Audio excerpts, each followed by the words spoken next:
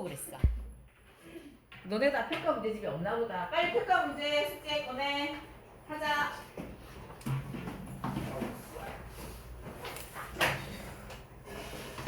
평가 문제랑 어제 줬던 요거 있지? 교재. 여기 꺼내놔.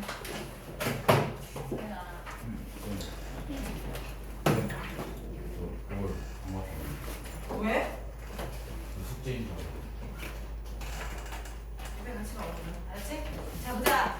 요거 보자. 요거. 색색해. 자 여기 요일이라고 날짜 적으라고 했던 거다. 그지? 이거 다 했니? 오늘 너네들한테 너네는 문자 잘 확인 안 하는지 모르겠는데 엄마도 확인 잘 안 하겠지. 어쨌든 학원 전화번호로 문자 3개나 날렸다. 나는 3개를 날렸다고. 엄마, 너희들, 그 다음에 또 너희들. 자, 숙제랑 수업 진도 상황 이런 거 해서 날렸거든. 그래서 오늘 가져와야 되는 거 내가 문자를 보냈거든. 봤어 안 봤어? 문자요? 니한테도 갔다고. 맞지? 분명히 다 보냈지. 내가 날마다 보내줘.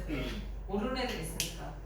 그리고 오늘 숙제를 다 못 해왔잖아. 그럼 엄마들한테 바로 문자 보내는 걸로. 알았지?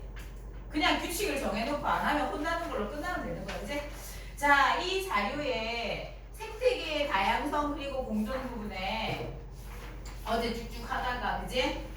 질문해봐라 했더니 뭐 안 가져온 애들도 있고 그래갖고 넘어갔잖아. 자, 이제 질문해봐. 채점 했을 거 아니야? 숙제 해왔지? 해왔지 그지? 이 문제 어땠어? 안 어려웠어? 맞아 안 맞아? 맞습니다. 대답만큼 좀 잘하길 바래. 송씨 네가 지금 숙제 해온다 해놓고 몇 주째 지금 다음에 오겠습니다 몇 분 말인지 알지? 3번 지났다. 시험 끝나고 내는 거 안 된다. 다음 주 해와야 돼. 얘들아 최다 빈출 유형이라 돼가지고 소수령 넣는 거 있지? 여기다 칸에 다 집어넣니? 여기 13쪽 돼 있는 거 봐봐. 13페이지 다 집어넣니? 어? 13에서부터 14, 15번 여기 소수령이잖아. 했어 안 했어? 안 했어? 왜? 다 못했어? 너는? 했어 안 했어? 소수령 왜 빼? 다 하라고. 지금 해. 아는 사람 빨리 집어넣어봐. 아는 사람 손 들어봐. 해 빨리. 5분 만에 할 수 있어. 다 한 사람은 질문할 거 찾아. 뭐라도 좋아. 질문해줘.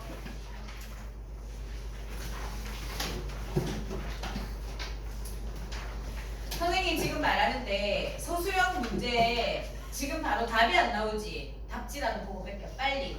그러고 익혀. 웃지 마라. 내가 아니다. 속도 좀 내자. 네.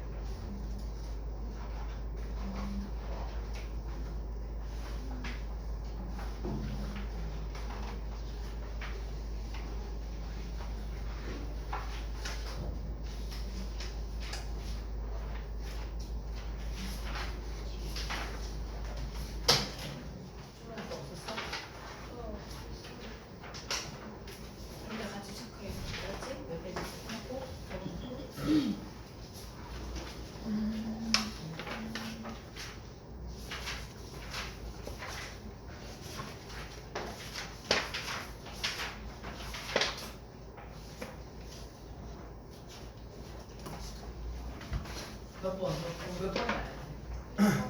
왜? 1번 완전히 아닌데.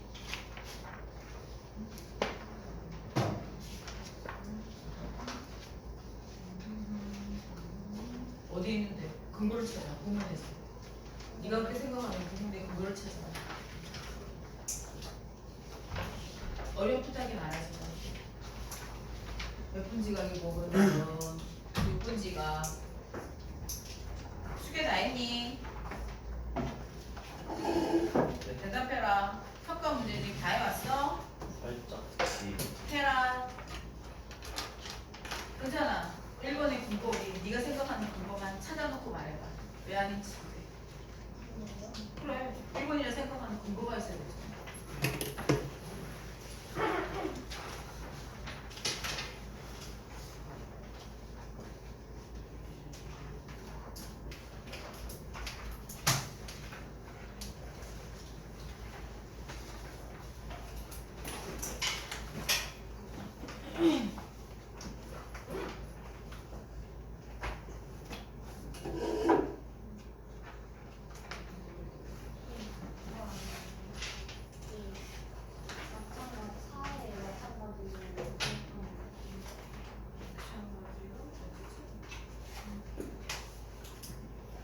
몇 주, 이게? 몇 주 중에? 4회?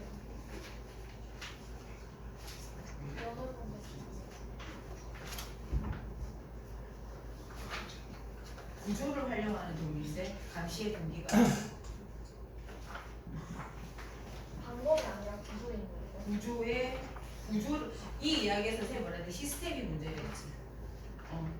그지? 그러니까 감시의 동기를 말하는 거 아니잖아. 그 앞에 전제가 틀렸지. 맞지? 그 13부터 15쪽까지 지금 하는 거야. 너 안 했어? 지금 세 문제야. 해. 지금 그거 하나 소수령 하고 나서 이야기하자. 1분밖에 안 남았어. 얼른 해. 내가 뭐랬다 이럴 때는 빨리 공부하라고 100기라도 하라고.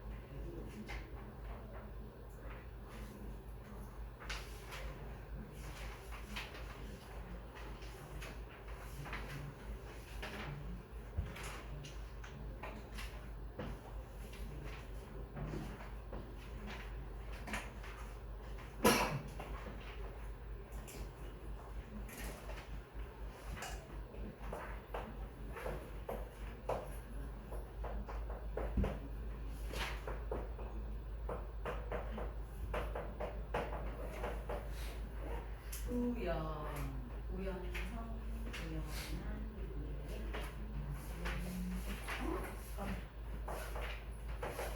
이면서 오랜 세월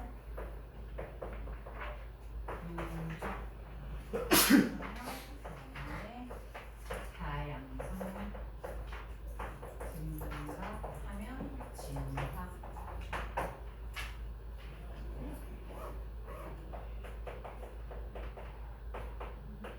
방식 적자 생존 경쟁 변리 다양성 생존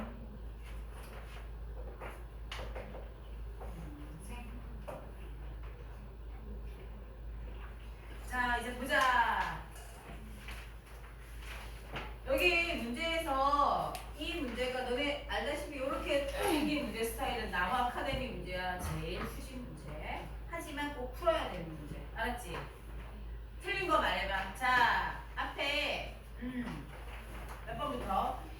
이쪽은 넘어가고 3쪽, 4쪽. 자 5쪽에 6번부터 10번 사이에 틀린 거 있는 사람. 일치 문제야. 맞지? 자 9번 별표. 9번 별표. 논증 방식이다. 기억의 논증 방식. 기억이 뭔데? 뭐라고 했다? 생물체가 단순한 것에서 복잡한 것으로 진화했듯이 뭐야? 유추. 맞지? 유추. 유추의 정의가 9번에 5번이다. 맞나? 정신 차려. 유추는 근거가 두 대상이 유사함을 근거로 하여 한 대상의 성질을 다른 대상이 지닐 것이라고 추론이지. 추론이고 얘는 귀납법의 한 방식이다. 이렇게 알아둬라. 자, 그 다음 넘겨. 6쪽에 있는 11번부터 23번 사이 이상한 문제 없었니? 너네 급하게 풀었니? 천천히 풀었니? 천천히 풀었어. 자, 얘들아 봐봐. 그냥 요런 정도만 알면 되지 않냐? 내가 공부도 안 했어. 다윈의 진화론이 오해받고 있는 건 스펜서가 갖고 있는 사회 진화론으로 확장한 거, 약육강식하고 적자생존 경쟁의 논리로 말한 것 때문인데 실제로 다윈이 말한 거 뭐야? 생물체의 변이는 우연적인 사건이고 오랜 세월 동안 누적되어서 변이의 다양성이 증가하면 진화하는 것이다. 그지? 변이의 다양성이 증가하는 것이 그래서 공존을 있게 하는 것이다. 이게 다윈의 진화론의 끝이지. 키워드 빠진 거 없거든? 모르겠으면 적어. 얼른. 부끄러워하지 말고 적어. 초반에 해놔. 왜 얘를 적어야 되는데 얘들아? 너 때문에? 다윈하고 공차를 찾아야 되는 거야. 자, 이 대사 한정된 자원이 나올 때는 다윈 아니다. 다윈은 뭔데? 한정된 자원이 아니고 뭐였는데? 주어진 환경이. 맞아? 다윈의 진화론에서는 주어진 환경이기 때문에 자연 선택설이고, 알겠냐? 린 마글리스. 한정된 자원에서 경쟁할 수밖에 없는 상황 속에서 상부상조의 논리를 했기 때문에 살아남았다라고 하는 거야. 키워드가 다르지? 어떻게 다른지 알겠냐? 모르겠으면 적어놔. 어제도 OX 할 때도 나왔고 문제 풀 때 계속 풀었을 때 이 사람이 말하는 키워드, 이 사람이 말하는 키워드가 조금씩 다른 거 알아차려야 되는 거야. 지우다. 아니 뭐 대단한 것도 아니고. 월리스의 에피소드는 왜 가져다가 이야기했는데 정연아. 월리스.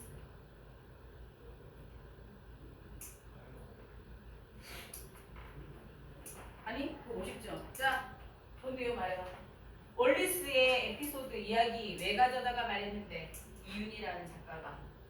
이은이지, 이윤이 작가가.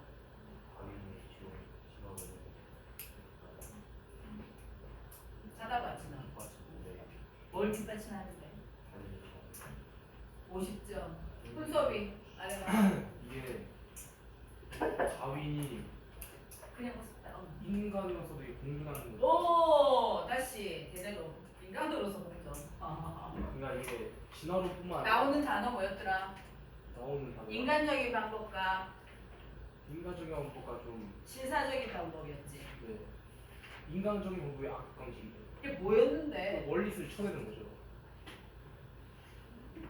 아 이것도 50점밖에 안 돼. 은찬이가 말해.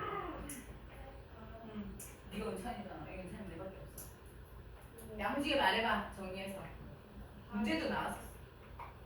그러니까 그 원래 다인이 그 공존을 중요시했다는 것을 강조하기 위해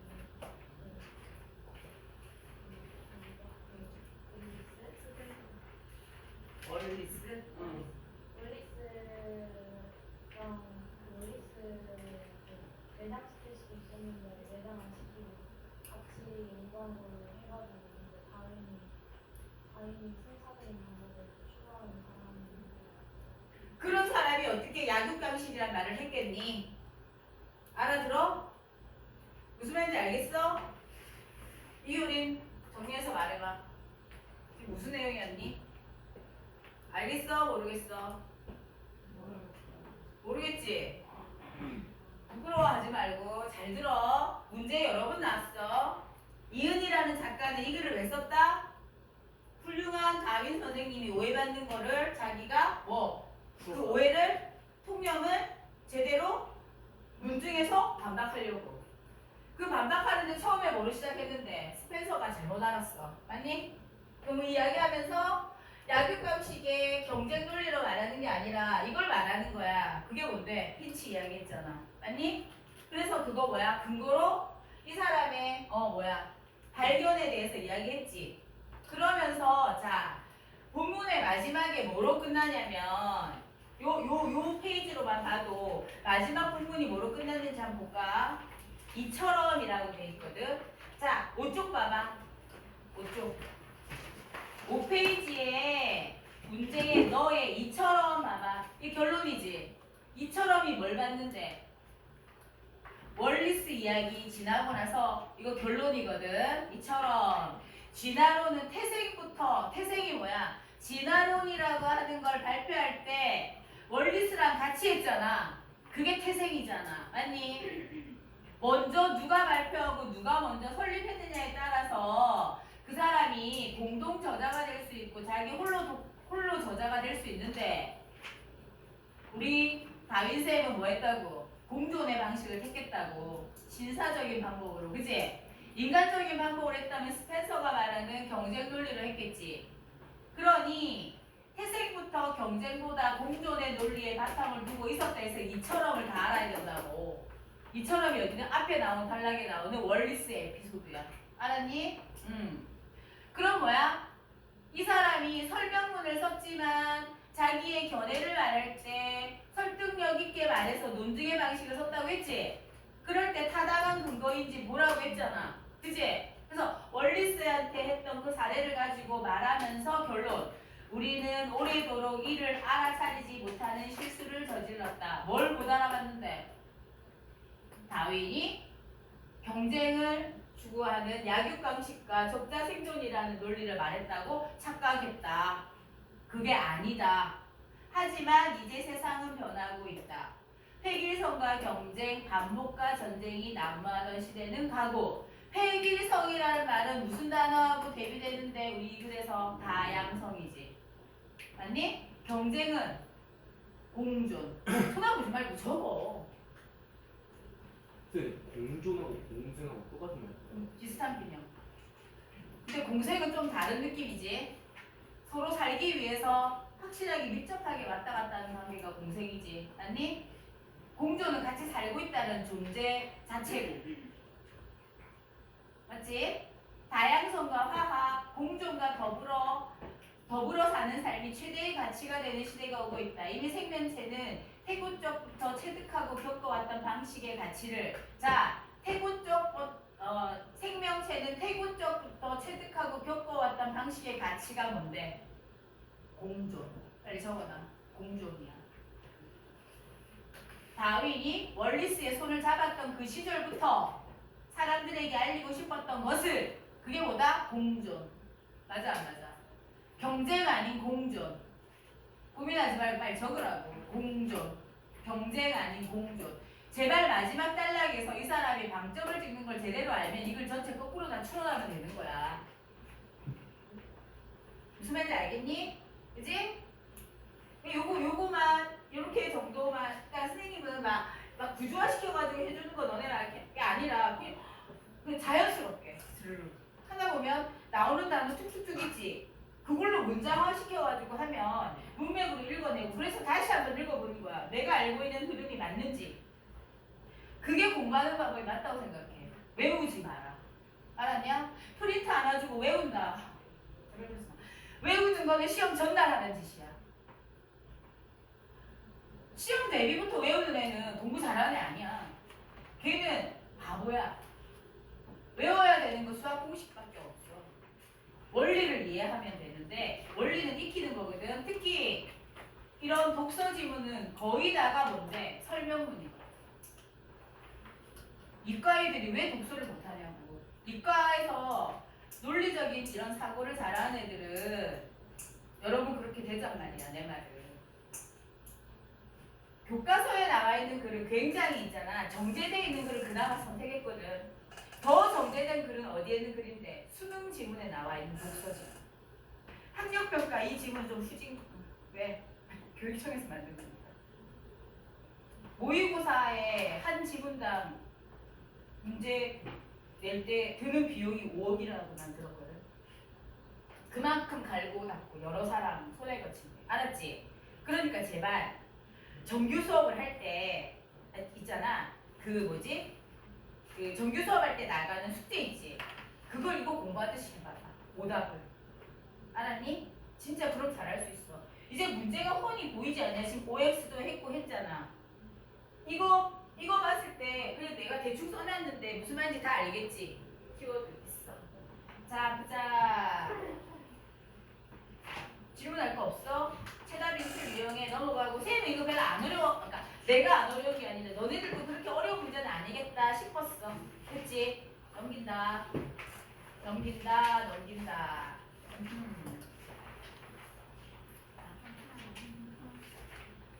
얘들아 11쪽에 19번 볼까?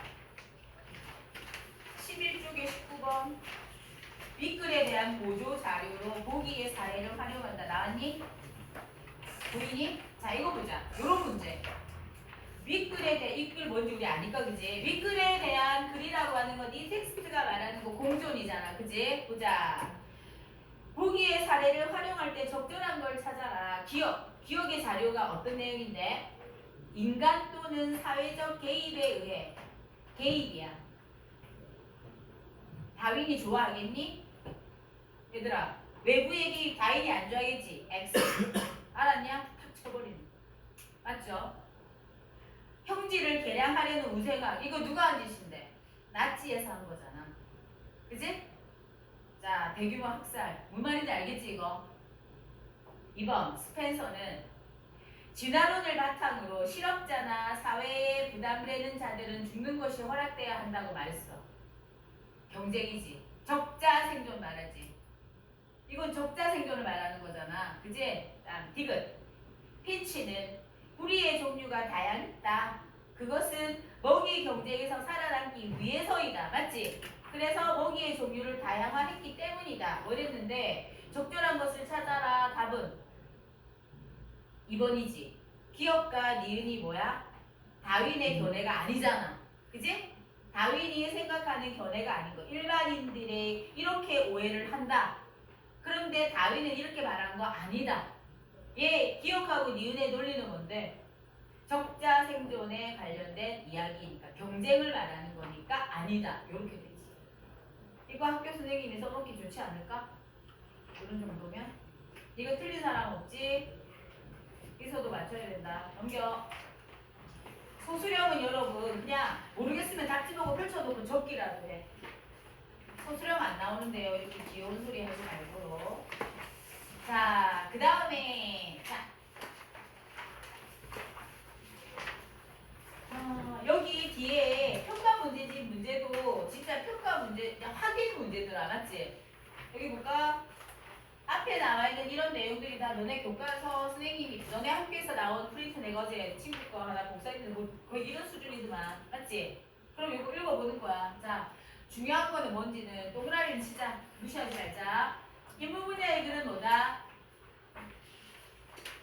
인간의 직접 활동이다. 예술 분야의 글은 뭐다? 예술 분야 몰라도 되고 제재 읽기. 자, 네, 뭐. 이쪽일까요? 아니 이거 그 뒤에 바로 이건 거. 그 뒤에 게 평가 문제집이 일어난 거야.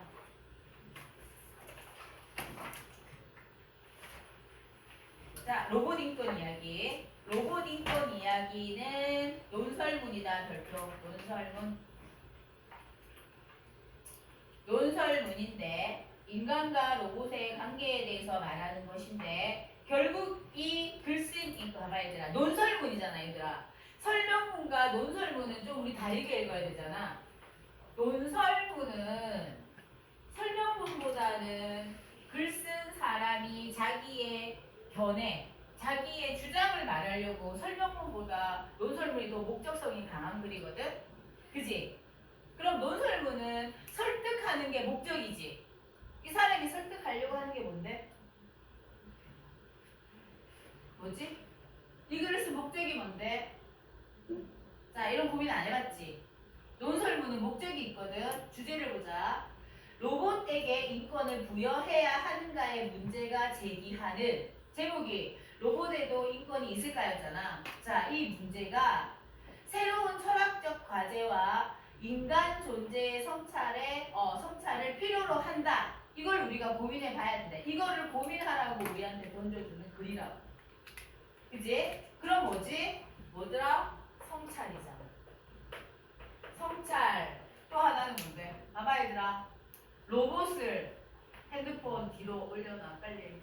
땅에 어서 치워. 뒤에 올려놔.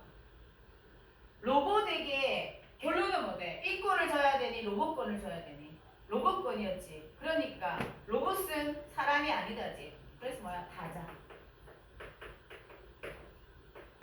대한 이해. 타자에 대한 이해는 결국 배려와 인내심이 필요하다. 이거였잖아. 새로운 우리와 같이 살아가야 되는 타자로서 로봇을 받아들여야 된다. 로봇을 뭐라고 해야 돼? 우리와 다른 뭐야? 내 구조를 가진 어떤 생명체로 봐야 된다고 했지. 생명체로 봐야 된다라는 거 있지만 그러니까 타자라고 봤기 때문에 인권이란 말은 틀렸다. 뭐 이런 이야기였거든. 그래서 봐라. 특징. 친숙한 동화를 예로 들어 철학적 주제에 쉽게 접근했다. 로봇 과학자들의 주장을 인용 동그라미. 위에 예시지. 예시 인용 설명 방식. 앞으로 로봇과 관련하여 야기될 문제들을 제기했다. 목적이야. 문제들을 제기하기 위해서 이 글을 쓴 거라고. 로봇에 대한 새로운 시각을 보이며 로봇을 대하는 인간의 태도가 달라져야 함을 강조한다. 타자로 받아들여야 된다. 이게 이 사람의 주장이지. 이렇게 알고 이제 들어가야 돼. 그래서 처음 중간 끝이 있고 이러고 돼 있고 됐다. 넘기자. 감당 없는 사람은 아니었으니까 넘기자. 115에서 116 틀린 거 있습니까? 쌤은 어려워서가 아니라 4번은 반드시 알아야 되는 문제라고 생각해. 별표에. 쉬워도 중요한 문제. 디귿이 꼭두각시가 아니라 진짜 어린이가 되었다라는 말의 의미가 뭐냐 이거지. 어떻게 됐다는 건데? 이거만 보면 안 되잖아. 문맥으로 봐야지. 자유의 역설부터 알아야 되잖아. 그지? 피노키오는 인간되기잖아. 인간되기. 그지? 인간되기, 인간을 닮아가려는 로봇. 그거에 대한 예잖아. 그지? 그래서 인간이 되어가는 인간되기로 본다면 피노키오는 어떤 과정을 겪었는데? 피노키오도 빠르게 사람을 닮아간다. 제페토 할아버지가 몸을 다 만들기도 전에 장난을 치기 시작하더니 다리가 완성되자마자 딥을 뛰쳐나가 말썽을 부린다. 세상의 유혹에 끌리기도 하지만 유혹을 뿌리치려고 노력하기도 한다. 자유를 만끽하는 만큼 자유의 역설 또한 뼈저리게 경험한다. 욕심이 지나쳐 자기 몸을 상하게 하기도 하며 이거 다 뭔데? 사람이 겪는 일이지. 사람이 겪는 일을 얘도 겪는다. 많은 실수를 저지르고 후회하기도 한다잖아. 인간하고 거의 가까워졌지.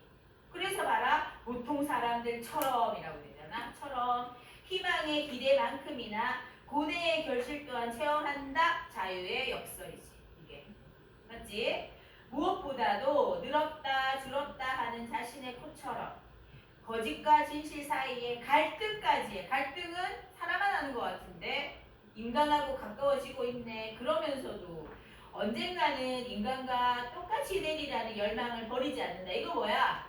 동화 속에서 그렇게 그리고 있다고.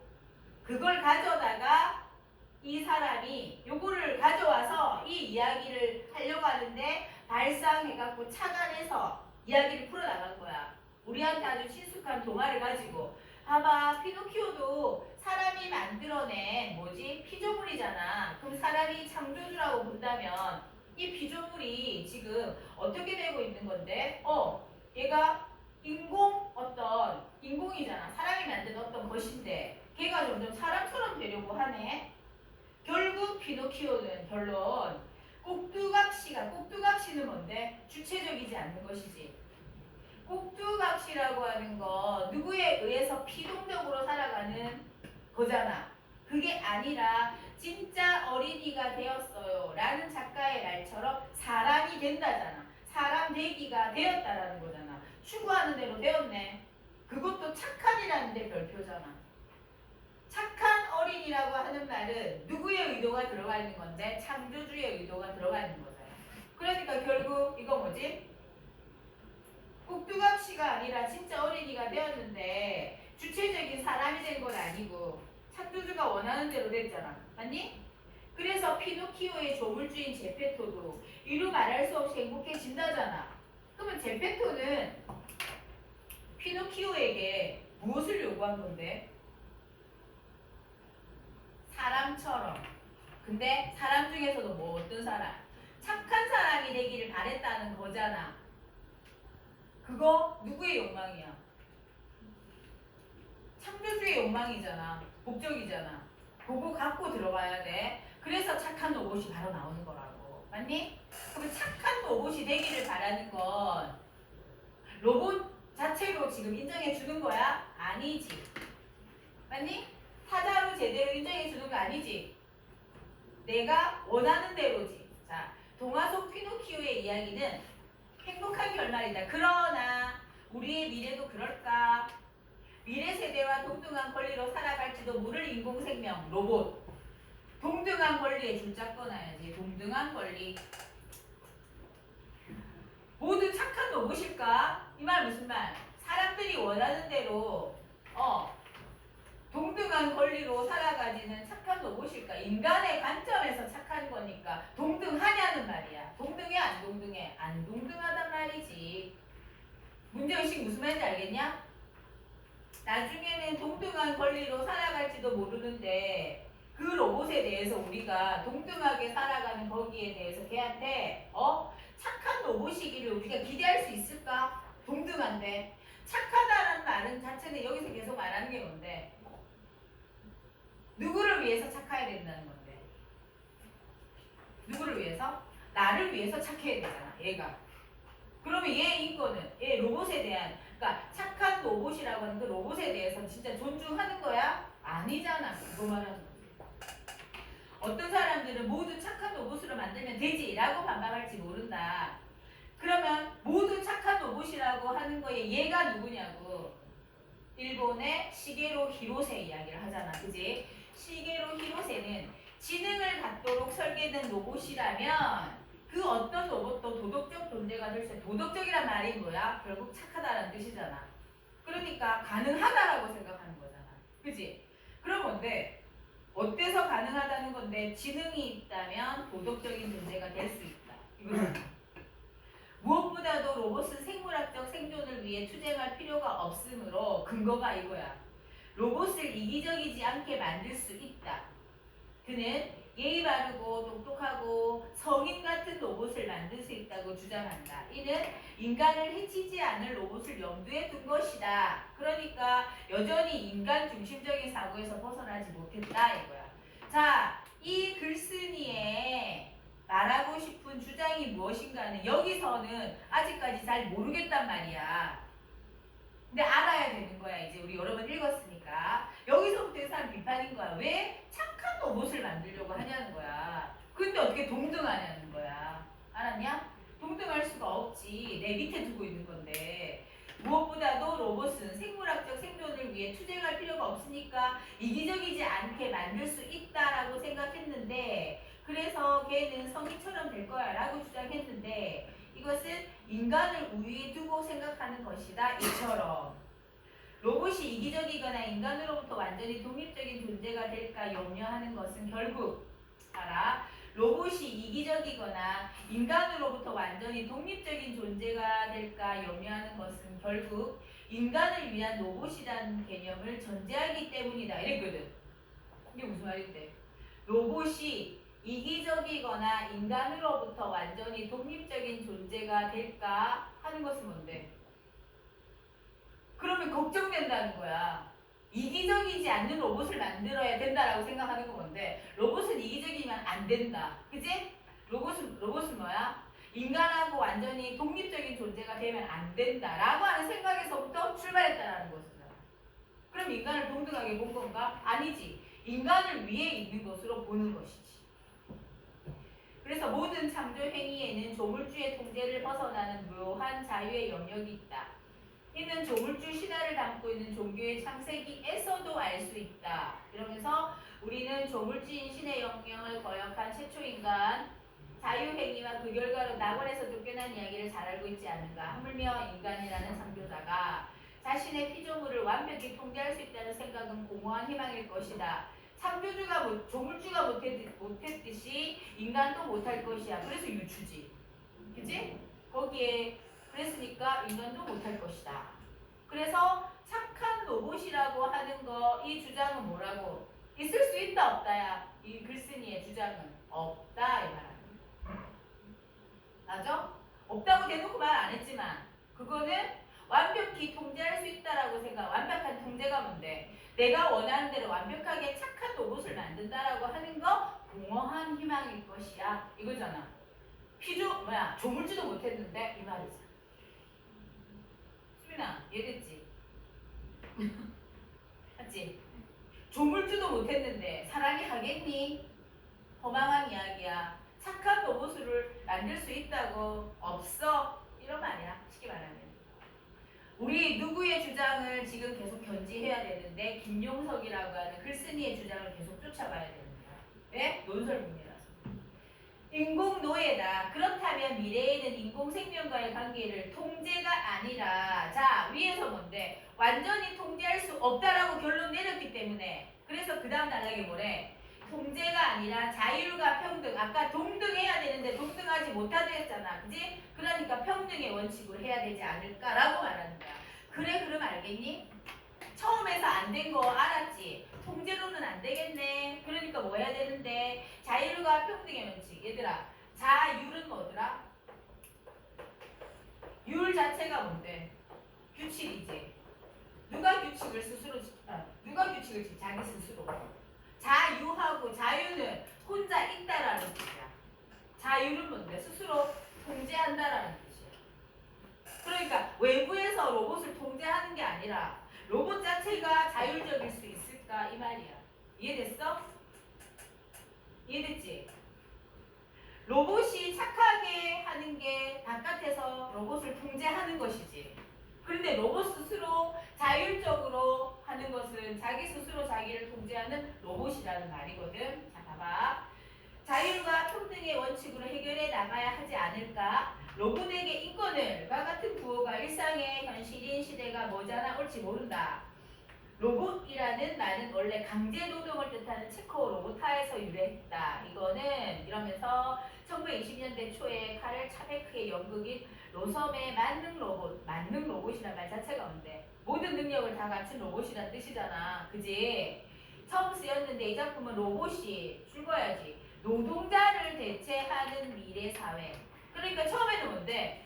노동이지. 그지? 그러니까 인공 노예라고. 만들어낸 노예다.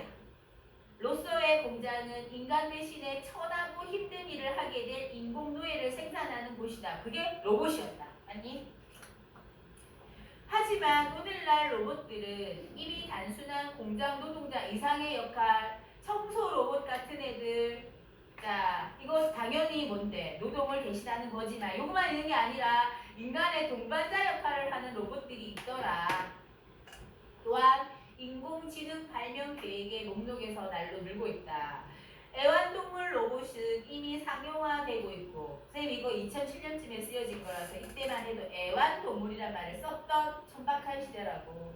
여러분, 완자는 무슨 완자라고? 장난감이라는 뜻이야. 그럼 대상을 타자화시킨 게 아니야. 어떻게 쓸 건데? 배타적으로 보는 거야. 맞지? 그러니까 이거는 안 좋은 단어거든. 이때 썼단 말이지. 애완동물 로봇은 이미 상용화되고 있고, 간병인 로봇, 가정교사 로봇, 배우 로봇 등도 개발 중이다. 다시 말해, 오늘날 로봇공학은, 자, 독서지문 이렇잖아. 앞에 말해.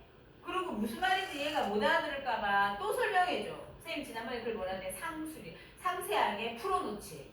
그런 글을 자꾸 읽는 거야. 그러면 특히 교과서는 그런 글이 많아. 쉬운 글이. 그래서 오늘날 로봇공학은 노예나 단순 노동자보다는 얘네를 다 받는 게 뭐다? 동반자 역할이구나. 이렇게 되잖아. 맞니? 그러면 동반자 로봇이다. 맞지? 그러니까 노동을 대신하는 거에서 이제는 뭐 하는 거다? 동반자 역할까지 하는 거다. 동반자라고 하는 건 같이 사는 나의 반쪽이라는 뜻이잖아. 그치? 좀 더 친밀해졌지? 그치? 좀 더 친밀해졌어.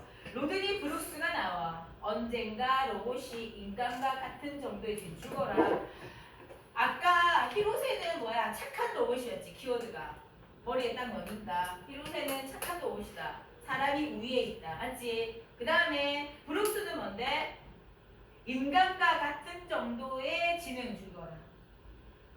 인간과 같은 정도의 지능과 의식 갖게 될 것이라고 믿고 있다. 똑같은지 몰라도 지금 2025년엔 거의 AI가 그렇지 않냐? 브룩스는 이것이 현실일 때 인간을 위해 이들 로봇을 인공노예나 대체 노동자로 부리는 건 비윤리적인 일이 될 것이라고 말한다. 봐봐. 인간과 같은 정도의 지능과 의식이잖아. 의식 별표해. 의식까지 들어갔다고. 의식이 뭐냐면 뭔가를 인식하는 거거든. 뜻을 받아들이는 것이거든. 그럼 걔네들한테도 그렇게 하는 건 비윤리적이다. 자, 우리가 우리의 장점을 넘기자. 졸지 마라. 노예처럼 취급해서는 안 된다는 것이다. 맞지? 그러면 이제부터 점점 글의 흐름이 어떻게 되는데? 이 사람이 말하려고 하는 방향으로 가는 거 느껴지니? 느껴져야 돼. 그래서 그렇다면 타자를 어떻게 대할 것인가지. 그치? 그럼 타자가 여기 뭐라고 정리되어 있니? 내가 아닌 남을 타자라고 하는데, 그치? 이 자자가 놈자자야. 사람이란 뜻이야. 여기서는 인간과 다른 고유의 생명체의 줄거 생명체로 보는 거야. 인공 생명이야. 알았지? 어떻게 대할 것인가가 이 사람이 이 글을 쓴 목적이잖아. 아니? 어떻게 대하라고? 타자를 어떻게 대할 것이 아까 뭐라 돼? 거기에 대해서 배려와 인내라고 하는 게 이 글의 초점이었죠. 그래서 이 사람이 마지막에 가져온 게 뭔데? 처음에 예를 들었던 누구? 제페토. 그지? 피노키오 이야기를 다시 가져오잖아.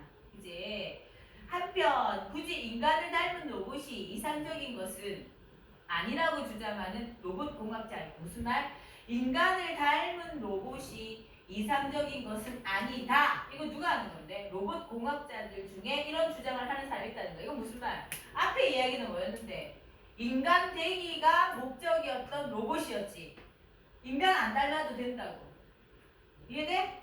인간 안 닮아도 된다는 건데 인간 아닌 다른 생명체가 나타나도 된다 이 말이지. 그게 타자라고. 알아들었니? 인간하고 안 똑같아도 돼. 그래서 뭐라냐면 이들은 로봇에게 인공지능이 필요하지만 반드시 인간과 같은 두뇌를 가질 필요는 없고 죽어야지 인간의 두뇌와 완전히 다른 회로 구조를 통해 매우 지능적으로 행동하는 로봇을 만들 수 있다는 전제 아래. 이게 전제라고. 이게 안 되면 안 돼. 그러니까 인간하고 완전히 달라야 돼. 했더니 이런 로봇은 어쩌면 지구에서 만들어진 일종의 지능적인 외계인과 같을 것이다. 왜? 인류하고 다른 지능이니까. 두뇌니까. 맞지? 그들은 지능적인 면에서 인간보다 못할 수 있지만 더 뛰어날 수도 있다. 이거잖아. 지능적인 면에서 인간보다 못할 수 있지만 다른 면으로 더 뛰어날 수도 있다는 것이지. 마치 이런 거잖아, 얘들아. A하고 B가 있는데 A가 잘하는 걸 B가 못할 수 있고, 그지? B가 못하는 걸 A가 잘할 수 있고 이런 거잖아. 그럴 수 있지. 그렇게 타자로 동등하다라는 말이야. 그러니까 타자라고 하는 말은 뭘 그러면 이 글에서 갖고 있는 건데 동등이라고 적어놓을까?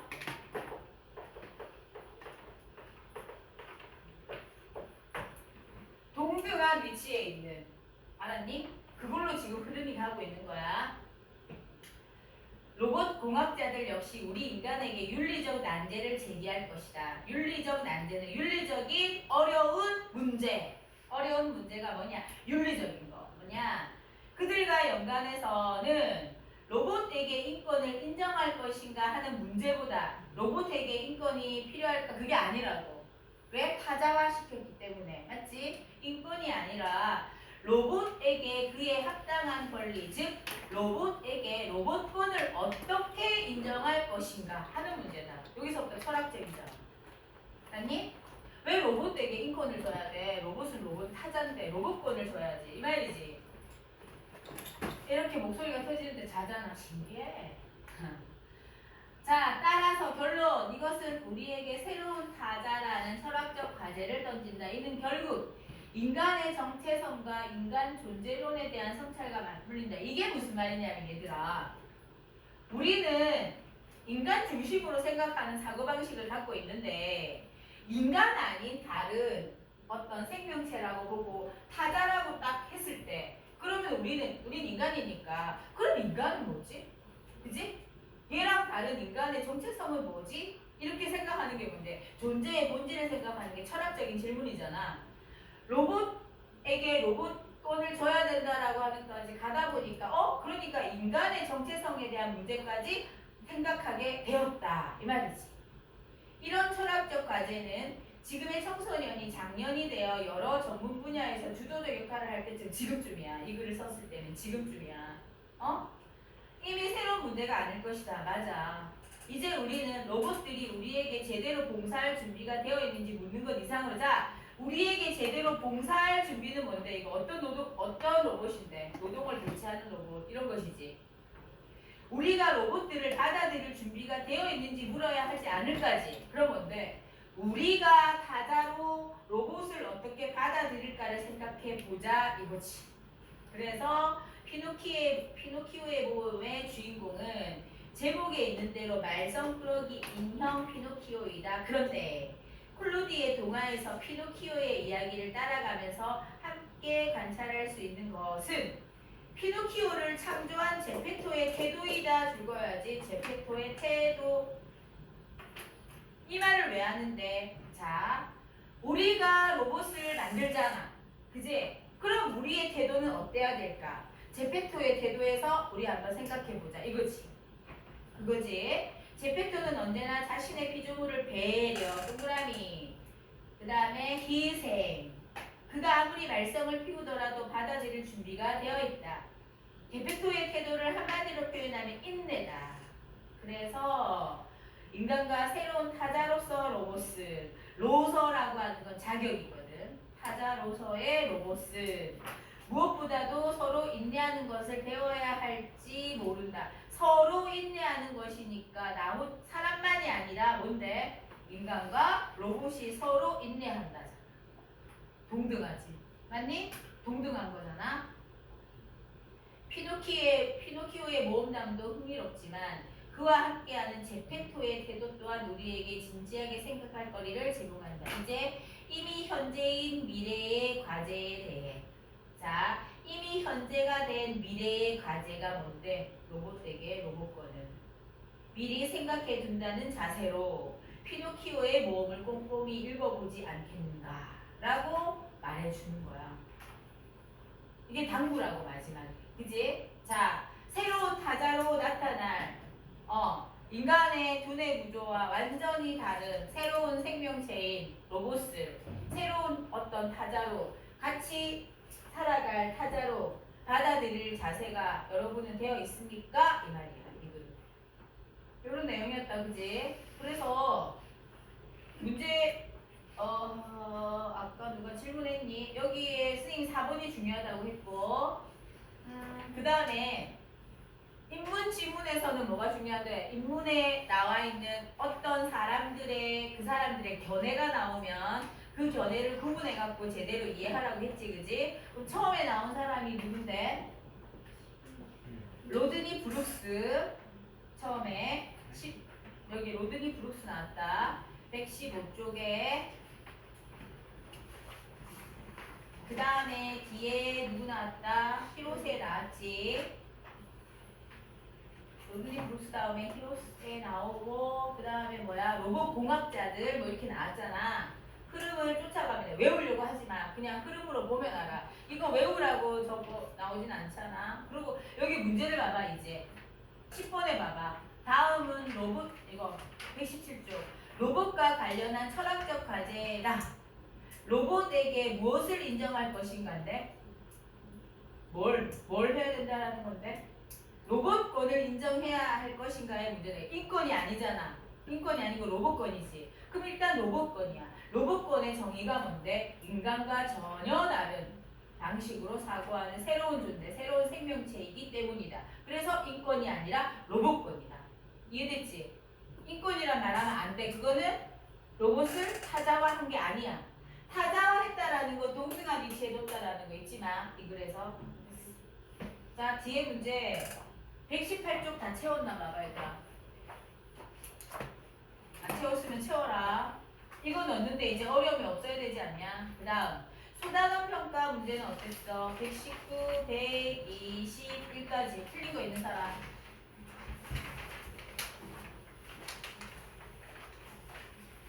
애도 없지? 3번 같은 문제, 119번에 3번 같은 문제 뭔데?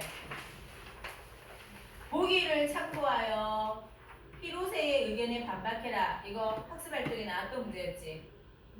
이거 너네 이제 아는 거야. 내가 여러 번 말해서 이제 말하기 싫어. 근데 별표는 해둬라. 시험 보기 전에 꼭 봐야 되는 거다. 그 다음에 또 뭐가 나오대잖아. 로봇공학의 3원칙이 있었잖아. 그지? 120쪽에 7번의 별표. 첫 번째 원칙. 로봇은 인간에게 해를 끼쳐서 안 되고 인간이 해를 입게 방관해서도 안 되고. 두 번째 원칙. 1원칙에 위배되는 경우가 아니면 반드시 인간의 명예에게 복종해야 돼. 그럼 뭐야 이거는? 1원칙에서 위배되면 아예 2원칙으로 못 넘어오는 거 알지? 그 순서였다. 그 다음에 3원칙. 앞에 두 원칙에 위배되지 않는다면 로봇은 자기 자신을 보호해야 한다. 이 원칙 속에 생긴 거. 자 넘어가고. 그래서 기본적인 거 확인학습 문제이기 때문에 넘어갈 거야. 자 그 다음에 130쪽에 있는 뭐 편의점 근대 과목이야. 근대 과목에서 중요한 포인트는 뭐였냐면 과목이 근대 과목 중에 일반 감시 과목인 페노티콘이라고 하는 게 갖는 기능이 뭐였는데? 일반 감시 감독의 과목 자꾸 감독이래. 과목의 기능이 뭐였어? 제일 무서운 게 뭐였더라? 감시자만 수감자를 당시 그보다 더 무서운 거. 권력의 내면함. 그지? 그 권력을 누가 갖고 있는데? 수감자는 갖고 있지 않고 감시자만 갖고 있는데 그 감시자의 권력이 감시자가 없어도 수감자 스스로 내면화시킨다는 게 무서운 것이다. 맞지? 보이지 않는 어떤 권력. 빅브라더 개념이다. 별로 안 어렵지 알고 보니까. 맞지? 구조가 뭐였는지. 자 여기 아까 은찬이는 6번을 질문했는데 이제 이해됐을 거야. 이제 또 다른 거 질문할 거 있는 사람 뭐라도 괜찮아. 의서가 질문할 거 있어? 133쪽까지 어려운 거 있었니? 자 넘어가자. 그 다음에 여러 번 했기 때문에 134쪽 칸 채우기 다 됐죠. 비가시성 두 가지가 있었지. 비가시성 어떤 게 비가시성인데? 감시자는 볼 수 있으나 수감자는 못 보는 거. 그 다음 수감자들끼리 못 보는 거. 이게 비가시성이 되게 큰 특징이었다. 그럼 비가시성이 비가시성의 어떤 기능이나 문제점을 말하려고 지하 과목을 이야기했지. 지하 과목하고 일반 감시 과목하고 가장 큰 차이는 빛이지. 그거. 자, 그 다음에 135, 136 안 어려웠지. 솔직히 자기가 영어를 다 해서 풀었잖아. 별로 안 어려웠지. 저기 소단원 평가도 안 어려웠을 것이고, 내가 안 어려웠다 말했는데 너네는 이거 다 해갖고 오늘 내한테 이거 내고 가야 돼. 이 평가 문제지. 숙제한 거 내한테 내고 가야 된다. 다 한 것처럼 앉아있으면 안 돼. 오늘 이거 거둘 거야.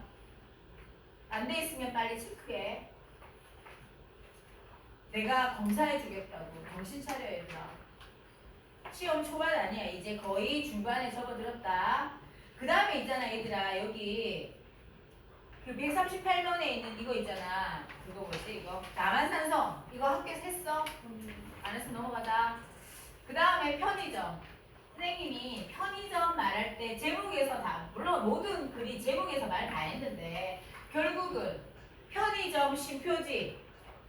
편의점 이꼴 야경꾼. 맞지? 의리법이라고. 근데 어떤 야경꾼이라고?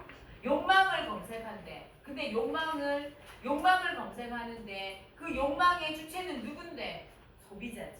그래서 소비자의 욕망을 검색하는 도시의 야경꾼에 대해서 우리한테 뭘 말해주는 건데 경계하라고 알려주는 글이었다는 거. 그래서 이 글은 어떻게 빌드업해 나가냐면 옛날에 구멍가게 같은 게 있었는데 맞지? 그러다가 슈퍼마켓 생기고 그러다가 대형 할인점 때문에 구멍가게하고 슈퍼마켓이 몰락하면서 대형 할인점하고 백화점 같은 거 대체할 수 있는 걸로 편의점이 생겼다. 아니? 그 편의점이 하는 일은 뭐였더라? 자, 140쪽의 중간부터야. 편의점의 경쟁력은 24시간이라는 영업시간 때문인데 24시간 영업시간이 가능한 이유는 편의점이 24시간 영업을 해서 도시인의 삶이 달라진 게 아니라 도시인의 삶 때문에 편의점이 24시간 영업이 가능해진 거지. 뭐가 원인인지 알지? 전제가 무엇인지 분명히 알아야 돼. 그래서 도시인들에게 점점 도움이 되었고 편의점의 위치도 중요했고 그 다음에 편의점이 갖고 있는 시스템으로 본다면 뭐 규모의 경제와 유연화 전략에 대해서 알아야 되지. 규모의 경제와 유연화 전략은 다 뭐 본사에서 하는 전략이었지. 그거는 이제 그래서 편의점이 사람들 사이에서 계속 그러니까 많이 좋아하게 되고 많이 생기게 된 성장하게 된 원인이었는데 그 이면에 있는 그지 우리가 놓쳐서는 안 되는 편의점이 갖고 있는 어떤 우리가 소비자인 우리가 알아야 되는 그지 기업의 횡포에 대해서 말하고 있는 거 아니니? 그지 이 기업이 뭐 하고 있더라? 욕망을 검색하는 방법이 어떤 거였더라? 일단 먼저 소비자를 잘 유인했지. 말하자면 유인은 내가 하는 말이야. 전략을 잘 썼지. 무엇으로 유인했는데? 빛이 뭘? 소비자 욕구. 맞니? 그 다음에 뭐야? 소비자 욕구를 어떻게 또 상품에 거기에 어떻게 빛으로 그 다음에 또 하나 도심 중앙에 뭐 어두운 지역의 사각지대라고 할 수 있는 곳에서 뭐가 되는데 치안을 담당하기도 하고 그래서 사람들한테 뭐야 도시의 성자와 같은 그런 느낌이 주는 거 비유법 중요했었지. 그리고 뭐든지 살 수 있도록 그건 뭐다? 유연화 전략이랬지. 유연화라는 말이 무슨 말인데? 유연화라는 게 무슨 뜻인데? 필요한 거 바로 걸어서. 그러니까 그런 말이잖아, 그지? 그러면 유연하라고 하는 게 어떤 측면에서 유연한데? 왜 유연하라고 말했을까?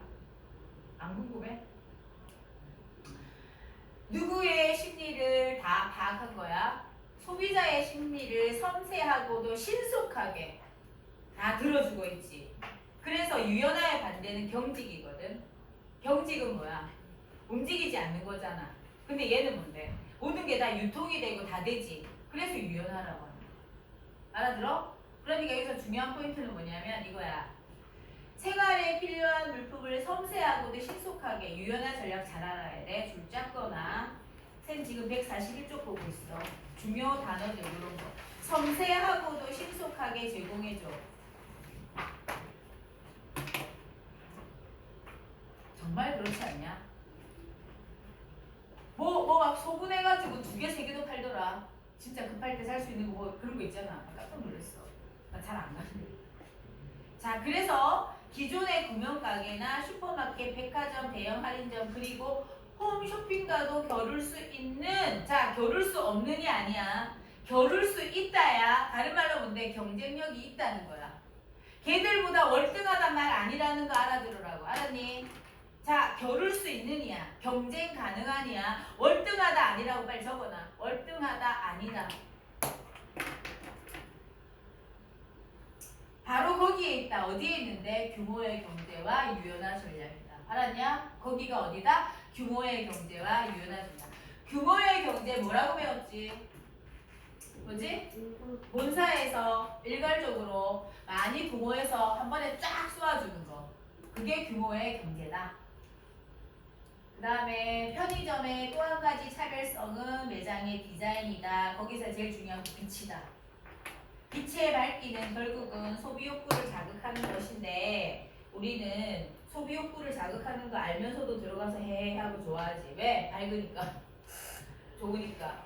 그걸 뭐라 해? 백화점에서만 볼 수 있는 비일상성을 여기서도 일상화 시켰다. 그리고 또 하나는 뭐지? 바깥하고 다 볼 수 있는 투명 유리, 안심, 도난 방지용으로 설치된 블록 거울, 그지? 그러고 나서 뭐 말하는데? 오른쪽에 142쪽이겠지.